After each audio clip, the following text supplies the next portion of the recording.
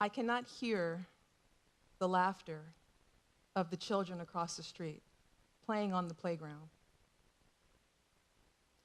I'm 6 years old, and I cannot hear the laughter of the children playing across the street from my neighborhood in South Los Angeles on the playground. Instead, I hear sirens from the ambulance that continuously comes to my home to save my mom from another heart attack. My mother was 300 pounds overweight. She battled obesity my entire childhood. Can you imagine what that must be like for a young daughter that has a mom who's obese? It's embarrassing, you're angry, and you're confused. My mom lost her battle of obesity due to heart disease at the age of 45. I was 14 years old.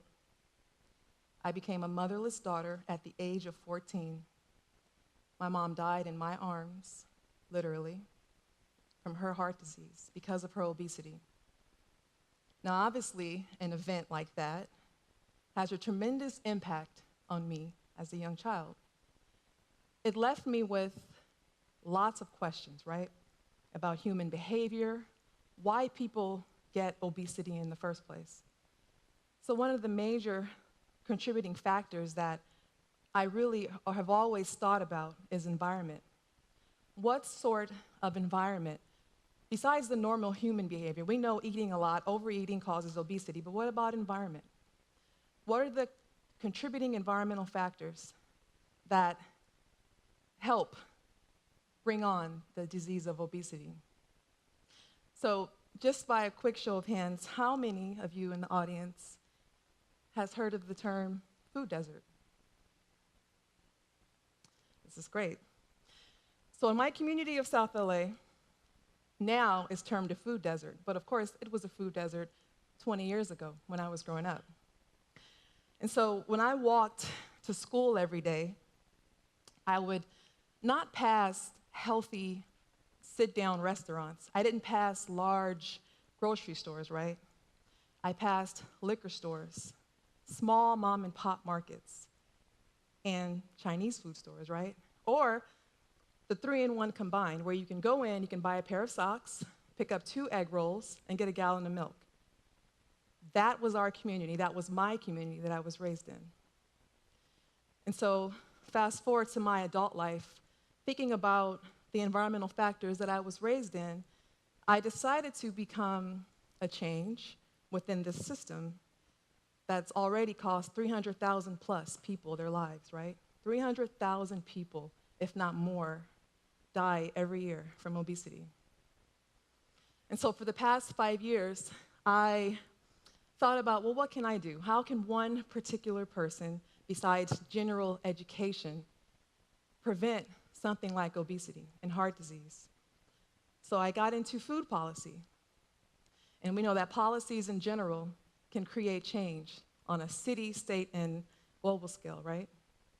And so I worked for an organization who placed, and I was very instrumental of that in this process, placing a fast food moratorium in South LA. And so now, thank you, all of the restaurants that you see behind me, none of these guys can come into South LA anymore. And so, of course, we can't do anything about the restaurants that are here. However, the little bit of space that we do have, we can attract farmers markets, we can attract community gardens, and we can bring in grocery stores that actually do want to come in and offer fresh and healthy fruits and vegetables to our community. And so more recently, I've had the wonderful opportunity to work with the LA City Food Policy Council. So a couple of years ago, the mayor of LA created a food policy task force, which has grown to well over 200 people, now a council, which started last year. So we have about 200 food policy advocates, people that are working on your behalf to make your cities healthier, to increase this access of food. And so the definition of food desert, for those of you who already don't know, a food desert is usually a community of color. It's an underserved community that does not have equal access to healthy fruits and vegetables. There are no green vegetables and red lean meat when you walk into the markets. Instead, you're bombarded with liquor, cigarettes, and chips. That's what most of the small mom and pop stores in South LA have. And so, in addition to the fast food moratorium, for the past 5 years, we have opened 4 community gardens in South LA. We've brought in two food co-ops. They're not open yet, but they're on the way. 2 Fresh and Easies have gone up along Crenshaw Boulevard now. And last but not least, through the Community Redevelopment Agency, we were able to convert 5 small mom and pop, small markets into a food oasis. So we went in there, we took all the liquor, the chips, and the junk food and put it in the back. So now when you walk in there, you see fresh fruits and vegetables. And now, of course, it takes a lot of education, right, to educate the community in the area to want to actually buy the fruits and vegetables. And that's something that we're continuously working on. But at least the first step has been accomplished in helping people have better access to fresh and healthy fruits and vegetables. And so one of my ways that I want to pay tribute to being here in Santa Monica. So this Food Policy Council, last year we sponsored the Good Food Festival and Conference. So we brought this whole notion of food policy and food justice to Santa Monica. And I was able to be on the panel as well with well over 30 other individuals who came out and wanted to be involved in this process. And we talked about food policy, and we talked about different ways that people can become involved in this food policy movement, because it's open to everyone. The Food Policy Council, as a smaller body, it consists of about 30 individuals, but we have sub-working groups that has well over 200 people, and it's open to anyone to become a part of that.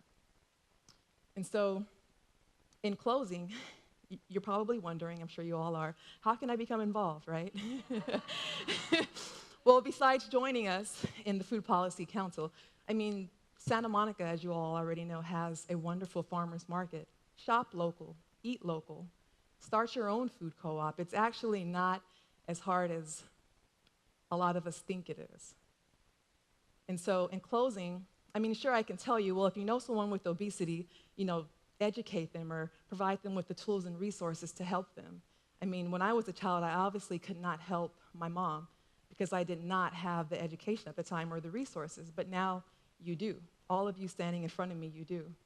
But I'll leave you with this quote, and hopefully this will do something for you when you wake up tomorrow. So, as you start your day, each and every single day, you can either do one of 2 things. You can either create health, or you can produce disease for yourself. So now it's up to you to take that and do something about it. Thank you.